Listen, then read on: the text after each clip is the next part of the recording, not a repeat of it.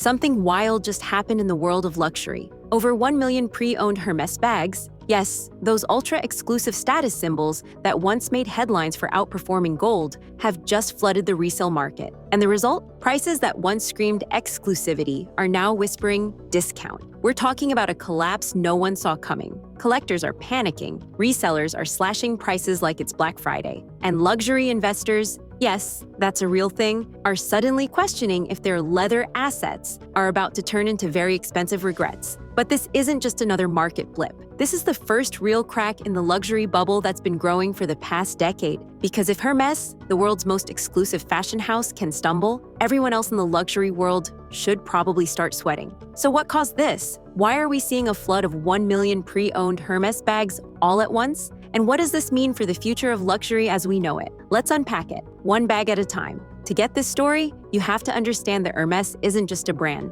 it's a phenomenon. Owning a Birkin or a Kelly bag isn't about utility, it's about identity. You're not buying a handbag, you're buying an entire social class. For decades, Hermès has positioned itself as the Mount Olympus of fashion. No other brand comes close in craftsmanship, exclusivity, or sheer mystique. Here's how it works. You can't just walk into a store and buy a Birkin. Oh no. You don't buy a Birkin, you earn it. The sales associate won't even tell you what's in stock. You have to build a relationship, spend on smaller items, and prove you're worthy of getting the call. You buy scarves, perfume, shoes, and maybe an $800 beach towel, just to show loyalty. Then, months later, you might get invited to see something special in the back. And that something special is a $20,000 handbag that you'll treat like your firstborn child. Hermès made this ritual feel like a privilege. They turned shopping into a psychological game, and people loved it. The result? A waiting list so long that getting your hands on a Birkin felt like winning the luxury lottery. And that's exactly how Hermès wanted it, because scarcity isn't a byproduct of their brand, it is the brand. The anatomy of obsession. Every Hermès bag is hand-stitched by a single artisan in France. It takes up to 25 hours to make one. Each piece of leather is cut, treated, and assembled with obsessive precision. Even the thread used to sew the bags is coated in beeswax so it won't fray. They're built like works of art, designed to last for decades. And that craftsmanship made them the perfect investment story. People started calling Hermès bags portable wealth, because unlike cars, clothes, or jewelry, these bags didn't depreciate. They appreciated. From 1980 to 2020, the value of the Birkin reportedly rose by over 500%, beating gold, stocks, and even real estate in some cases. So it wasn't long before everyone, from Wall Street wives to celebrity investors, wanted in. A-list collectors like Victoria Beckham, Kim Kardashian, and Cardi B showed off closets filled with Birkins. Meanwhile, resellers and boutique investors started treating them like rare trading cards. And during the pandemic, things went absolutely nuclear. With people locked indoors, scrolling social media, and sitting on stimulus cash, luxury became the outlet for escapism. Resale platforms like The RealReal, Rebag, and Vestiaire Collective couldn't list inventory fast enough. A simple tan Birkin could go for $35,000, a rare crocodile Kelly over $150,000. And if you had a Himalayan Birkin, that pearl-white crocodile version with palladium hardware, you could fetch over $500,000. At one point, a collector paid more for a handbag than for a house in Beverly Hills. The Birkin wasn't just a bag anymore, it was a financial instrument. The boom before the crash.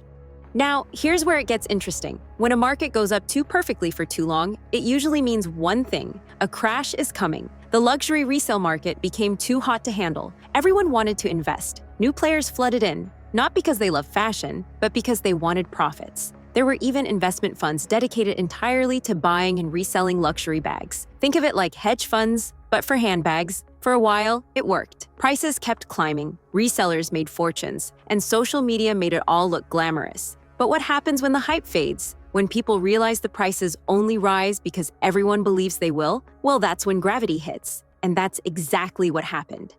The Great Hermès Dump. In early 2025, something strange started happening across luxury resale sites. Suddenly, listings for Hermès bags exploded. Birkins, Kellys, Constances, all flooding the market at once. In total, over 1 million pre-owned Hermès bags were estimated to have entered circulation within months. That's 10 times what Hermès produces annually. Prices tanked. A Birkin that sold for $25,000 in 2023 now struggled to move at $12,000. Even the rare colors, once seen as collector gold, started slipping. So where did all these bags come from? Turns out the answer was everywhere. First, China. The Chinese luxury market, which once drove global demand, has been slowing down. Real estate issues, a weaker yuan, and government pressure against ostentatious spending have all cooled the market. Collectors and resellers who once hoarded luxury bags started selling off their collections to free up cash. And when one region dumps inventory, others follow. Within weeks, the resale ecosystem was drowning in supply. But China wasn't the only culprit. In Europe and the US, luxury resellers had quietly been stockpiling bags since 2020, betting that prices would keep climbing. They built entire warehouses filled with Hermès inventory. When demand slowed and resale prices dipped, those same resellers panicked. They dumped everything, all at once. A massive game of luxury musical chairs had begun, and nobody wanted to be left holding the last $30,000 bag. Here, when everyone has a Birkin. For years, the appeal of Hermès was that not everyone could have one. That was the power, the flex. But with online resale platforms, TikTok unboxings and Poizubarft and Instagram influencers flaunting entire walls of Birkins, that illusion of scarcity started to fade. Suddenly, it wasn't shocking to see a Birkin anymore. It was normal. And when luxury becomes normal, it stops being luxury. The mystique was gone. People who once chased Birkins for exclusivity started looking elsewhere. Custom jewelry, vintage cars, even private memberships, anything that still felt out of reach. And without that exclusivity, resale demand dried up fast. It's the same thing that happened to sneaker culture. When everyone could suddenly buy Jordans online, the hype died overnight. Luxury, just like fashion, runs on emotion, not logic. When people stop feeling the magic, they stop spending. The illusion of forever value. The Hermès crash also exposed a bigger lie, that luxury goods always appreciate. That's never been true. They can appreciate when supply is limited and demand is stable. But when the market gets overcrowded, the opposite happens. It's basic economics, but people forgot that because luxury was marketed as different. Bags were marketed as heirlooms, timeless assets immune to market trends. But even Hermès isn't immune to oversupply and hype. What made these bags valuable wasn't just the leather, it was the belief that they were rare. Once that belief shattered, prices had nowhere to go but down. And if you think about it, this is almost poetic. Hermès became a victim of its own success. The brand created so much desire that it overflowed into the resale market, and that very success destroyed the exclusivity that made it powerful. The ripple across luxury. Now, let's be clear, Hermès itself isn't going bankrupt. Far from it. The company remains one of the most profitable in fashion. Their margins are insane, their craftsmanship unmatched, and their in-store demand still exists. But what's collapsing is the secondary market, the parallel economy of resellers, collectors, and investors who built their businesses around the brand's reputation. This crash is sending shockwaves through the luxury ecosystem. Because if the safest luxury investment can fall, everything else looks shaky too. Chanel's resale values, dropping. Louis Vuitton's limited editions, losing heat. Even Rolex watches, once resale darlings, are cooling off. The psychology is contagious. People start to hesitate before buying luxury. For investment, they question whether that $10,000 handbag will really hold its value. And hesitation in luxury is death, because these brands thrive on impulse, emotion, and status, not spreadsheets. The irony of control. Here's the twist. Hermès itself never encouraged resale. In fact, they hate it. They've spent years fighting resellers, even banning people caught flipping their bags too often. Their goal has always been control. They want every Hermès purchase to feel personal, intimate, earned. But the internet made that impossible. Once resale platforms appeared, Hermès lost control of who got what and at what price. And when something that was once sacred becomes accessible to the masses, it loses power. So while the company didn't cause this crash, it's paying the cultural price for it. The irony? They're probably the only ones not losing money. They'll keep producing the same limited supply, selling out quietly and letting the resale chaos rage on the outside. It's like watching a storm from inside a glass castle. The status correction. What's happening right now isn't just an economic correction, it's a status correction. For years, people bought Hermès not because they needed a bag, but because they needed validation. It was a trophy, a silent brag that said, "I made it." But status symbols are only powerful when they're exclusive, and exclusivity doesn't survive mass resale. The crash is forcing people to rethink what luxury really means. Maybe it's not about logos anymore. Maybe it's about experience, quality, or authentic individuality. not whatever's trending on TikTok. And while some people see the drop in prices as a tragedy, others see opportunity. Because for the first time in years, the gates of Hermès heaven have cracked open just a little. If you've ever dreamed of owning a Birkin, but didn't have $30,000 to spare, you might just get your chance. The bubble popped, but the dream, still alive, just slightly more affordable. The calm, before the comeback.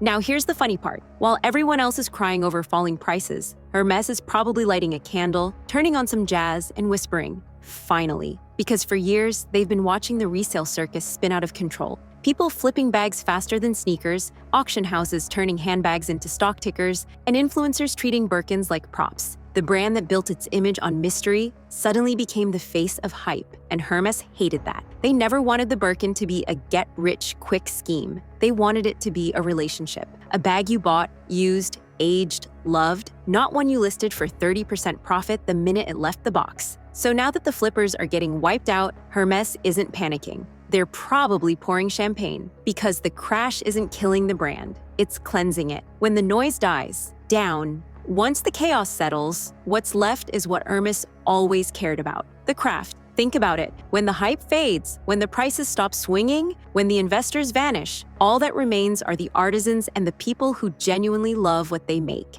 And those people never left. They were just drowned out by noise, by resale charts, profit graphs, and investment bag videos. Now, the quiet has returned. The people who actually care about the history, the stitching, the feel of the leather, they're the ones still here. They're the ones buying not because of what the bag means to others, but what it means to them. The collectors are back in charge. And for the first time in years, the Hermès community feels like a community again, not a trading floor. The power of patience. The secret to Hermès's longevity has always been patience. They don't chase trends, they let trends chase them. When other brands panic and overproduce, Hermès does the opposite. They slow down. While Gucci floods the market with new collaborations, Hermès stays in its lane, calm, confident, untouchable. And that's exactly why they'll outlive every hype cycle. Because when everyone's moving fast, the slowest brand in the room becomes the rarest. Hermès understood that decades ago. They've built an empire on restraint, and restraint is about to look genius again.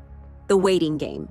The irony is delicious, really. All those people who used to wait years to get the call from their Hermès store are about to start waiting again. Because once the resale glut dries up, and it will, scarcity will return. That's just how markets work. The panic sellers will sell, the smart collectors will hold, and then one day people will realize the market is empty. No more 15% off listings. No more flooded pages of orange boxes. Just silence. And suddenly, desire. And that's when the Hermès magic reignites. Because nothing creates demand like the feeling that you might miss your chance. Hermès doesn't need to say a word. They just wait for silence. The psychology of desire. You know what's fascinating? The crash didn't kill desire. It just reset it. When the resale market was hot, people were buying out of greed. They wanted to make money. Now, they're buying out of love again. They want to own something beautiful. That's a huge psychological shift. When you strip the profit motive away, luxury becomes emotional again. People don't buy Hermès because it's profitable anymore. They buy it because it makes them feel something. And in a world that's getting noisier, cheaper, and faster by the second, that feeling, that quiet sense of owning something that took 25 hours to make, feels rare. Hermès isn't just selling handbags, they're selling serenity. The status detox, let's be real, luxury needed a detox. The last 5 years have been ridiculous. We had crypto bros comparing handbags to NFTs, TikTokers doing Birkin hauls, and finance guys talking about diversifying into leather assets. It was all noise. Hermès became a logo instead of a legacy. And this crash? It's the cultural hangover. Luxury's finally waking up from the high of endless flexing. The people who bought for attention are leaving. The people who buy for appreciation are staying. And that shift, from ego to enjoyment, might just save the entire luxury industry. The ripple effect. The Hermès collapse didn't just shake the resale market, it spooked the whole luxury ecosystem. Chanel, Louis Vuitton, Dior, they're all watching nervously, wondering if they're next. Because when the safest investment brands start slipping, buyers lose faith across the board. Suddenly, everyone's second-guessing. Do I really need that $10,000 tote? Will it actually hold value? That hesitation spreads fast. Luxury runs on confidence, on the idea that buying now is better than waiting. Once that belief wobbles, so does everything else. But here's the twist. Hermès is the one brand strong enough to ride the storm. They built their empire on saying no. No discounts, no overproduction, no chasing trends. And because of that, they'll survive the very collapse that's scaring everyone else. The paradox of luxury. Luxury has always lived in contradiction. It sells scarcity in a world obsessed with access. It sells simplicity at impossible prices. It sells calm to people addicted to chaos. And no brand embodies that paradox better than Hermès. Even now, even in the middle of this so-called collapse, people still whisper the name with reverence. It's the brand that never yells, never begs, never brags. It just exists. And that quiet confidence is its real currency. Lessons from the fall. If there's one thing this entire saga has proven, it's that hype is temporary. Heritage is not. You can copy the style, you can mimic the logo, you can even fake the bag, but you can't fake patience. You can't fake craft, you can't fake time. Hermès built a reputation the hard way, one stitch at a time for nearly 2 centuries, so while a few years of resale madness may bruise the brand's aura, it'll never break it. Because trends fade, but trust, that sticks. The long view. Markets have memories. Right now, everyone's focused on the short-term crash, the falling prices, the oversupply, the panic. But in 10 years, this will look like a blip on a very expensive radar. Just like the 2008 crash didn't stop people from buying property, this won't stop people from buying Birkins. In fact, it'll probably make them want them more.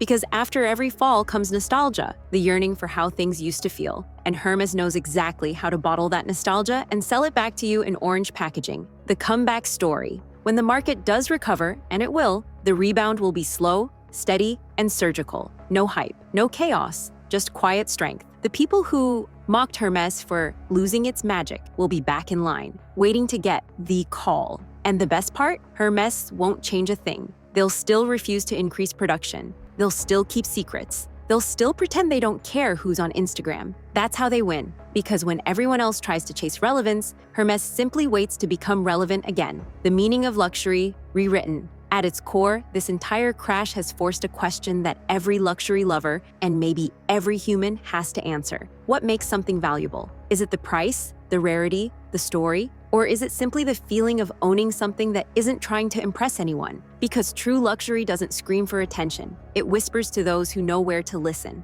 That's why Hermès will survive this. Because underneath all the status, all the noise, and all the panic, there's still something timeless. Something that doesn't care if prices rise or fall. Quality doesn't crash. A different kind of flex. You know what the new flex will be? Not owning 10 Birkins, just owning one you actually use. Because in the post-crash world, authenticity will matter more than accumulation. The loud luxury era is ending. The quiet one's just starting. It's not about showing the world what you can buy. It's about knowing what's worth keeping. And if that sounds poetic, well, that's Hermès for you. They've been writing poetry in leather for 200 years. The art of the wait. There's a certain beauty in waiting, in wanting something enough to be patient for it, and that's really what Hermès sells. Not just products, but patience itself. Every stitch, every seam, every pause in production says the same thing. Good things take time. That's the one lesson the resale world forgot. They wanted shortcuts in a brand built entirely on slowness. And that's why they lost, because you can't rush timelessness. The legacy continues. So, where does that leave us now? 1 million pre-owned Hermès bags have flooded the market. Prices have dropped. The resale kings have fallen, but the brand, untouched. Because Hermès isn't competing with anyone. It never was. It's not chasing relevance, it's chasing perfection. One bag, one artisan, one believer at a time. And when the next generation discovers the brand, maybe through their mother's old bags or their grandmother's faded orange boxes, they won't remember the crash. They'll remember the feeling. And that's what Hermès is really selling. Not leather, not luxury, legacy. So maybe this isn't a fall from grace. Maybe it's just gravity reminding us that even the highest brands need to touch the ground once in a while. The resale bubble burst, the market blinked. But the myth of Hermès, still alive. And if history's any guide, it'll come back stronger. Not louder, just steadier. Stitched together by time and trust. Because in a world that's obsessed with speed, Hermès still dares to move. Slowly, and that might just be the most luxurious thing of all. If you enjoyed this deep dive into the wild side of luxury, you know what to do. Stick around. There's more where that came from. Hit subscribe, stay curious, and remember, in the world of luxury, the smartest investment is always knowledge.